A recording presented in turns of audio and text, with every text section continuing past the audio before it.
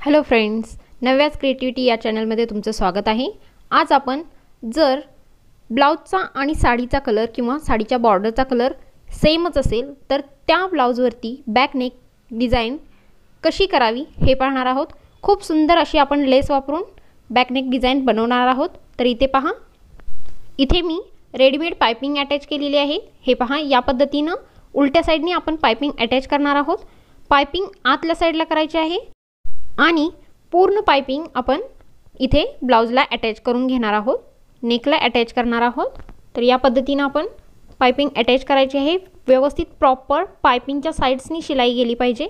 पहा, इथे मी जशी अटॅच केली आहे पाइपिंग त्या पद्धतीनेच अटॅच करायची आहे। तर आपल्याला इथे आता फोल्ड करायची आहे। तर ही पाइपिंग स्ट्रेचेबल नाही आहे, त्यासाठी आपण इथे थोडेसे कट्स टाकून घेणार आहोत। हे पहा, या पद्धतीने थोडी थोडी नॉचिंग करायची आहे। शिलाई कट झाली नाही पाहिजे हे लक्षात घ्या। व्यवस्थित कट टाकायचे आहे। या पद्धतीने नॉचिंग करून घ्यायचं आहे। पूर्ण कंप्लीट गळ्याला तुम्ही या पद्धतीने नॉचिंग करून घेऊ शकता, जेणेकरून आपली पाइपिंग व्यवस्थित अटॅच होईल। आणि आता आपण फोल्ड करून पाइपिंगच्या साइड्सनी शिलाई करून घेणार आहोत। या पद्धतीने आपण व्यवस्थित शिलाई करायची आहे। हे पहा, आपली पाइपिंग व्यवस्थित अटॅच झालेली आहे। हे पाहू शकता तुम्ही।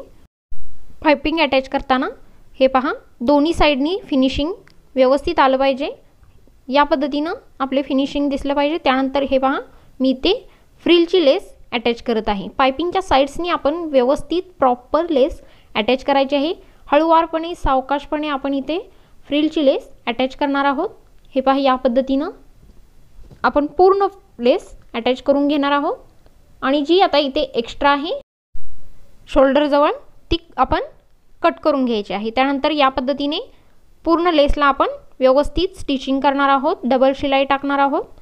या पद्धतीने आपण लेस अटॅच करायची आहे। लेस अटॅच करताना लक्षात ठेवायचं, लेस कधीही ओढून ताणून पकडायची नाही, त्यामुळे गळ्याची आपली कंप्लीट फिनिशिंग खराब होऊ शकते। हे पहा, या पद्धतीने आता मी फ्रिल अटॅच केलेली आहे। तर आता आपण तीच फ्रिलची लेस उलट्या दिशेने म्हणजे फ्रिल वरती करायची आहे। या पद्धतीने आपण कमरेलाही व्यवस्थित अटॅच करून घेणार आहोत। डबल शिलाई टाकायची आहे। या पद्धतीने व्यवस्थित न ओढता लेस आपण अटॅच केलेली आहे। हे पहा, या पद्धतीने आपला बॅक नेक रेडी आहे। तर आता इथे आपण लटकन तयार करणार आहोत। तर इथे पहा, मी 2.25 इंच किंवा 3 इंचाचाही तुम्ही स्क्वेअर काढू शकता। इथे मी 4 स्क्वेअर घेतलेले आहेत। या पद्धतीने आपण उलटे ठेवणार आहोत, म्हणजे सरळ बाजू आतल्या साइडला करायची आहे आणि उलटी बाजू बाहेरच्या साइडला। या पद्धतीने करून घ्यायचं आहे आणि 3 साइड्सना शिलाई करून घ्यायची आहे। या पद्धतीने पहा, इथे तिन्ही साइडना मी शिलाई करून घेतलेली आहे। या पद्धतीने दुसरंही स्क्वेअर आपण शिलाई करून घेणार आहोत। या पद्धतीने आपण यालाही तिन्ही साइडला स्टिच करणार आहोत। हे पहा, इथे व्यवस्थित पकडून तिन्ही साइड्स आपण स्टिच करणार आहोत। इथे पहा, कॉर्नर व्यवस्थित रेडी व्हावेत म्हणून आपण इथे कॉर्नरला थोडे थोडे नॉचिंग करून घेतोय। एक 2-3 नॉच टाकून घ्या। लक्षात घ्या, शिलाई कट नाही झाली पाहिजे।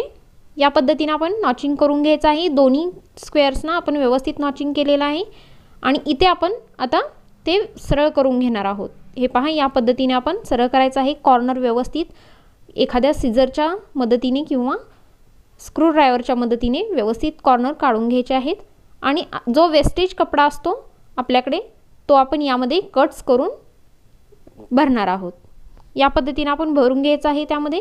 आणि आता या पद्धतीने आपण हे कापड आतमध्ये व्यवस्थित फोल्ड करायचं आहे। हे पहा, या पद्धतीने आपण फोल्ड करायचं आहे। दोन्ही साइड्स व्यवस्थित प्रॉपर फोल्ड करून साइड्सनी आपण आता शिलाई करायची आहे। हे पहा, या पद्धतीने कॉर्नर व्यवस्थित करायचे आहेत। जो नॉट्स आहे आपला तो या पद्धतीने आतमध्ये अटॅच करायचा आहे आणि वरून शिलाई टाकायची आहे। जिथं नॉट्स आहे तिथं 2-3 वेळा लॉक करून घ्यायचं आहे। या पद्धतीने आता आपण चारही साइड्सना शिलाई करणार आहोत। हे पहा, इथे आपला एक लटकन रेडी आहे।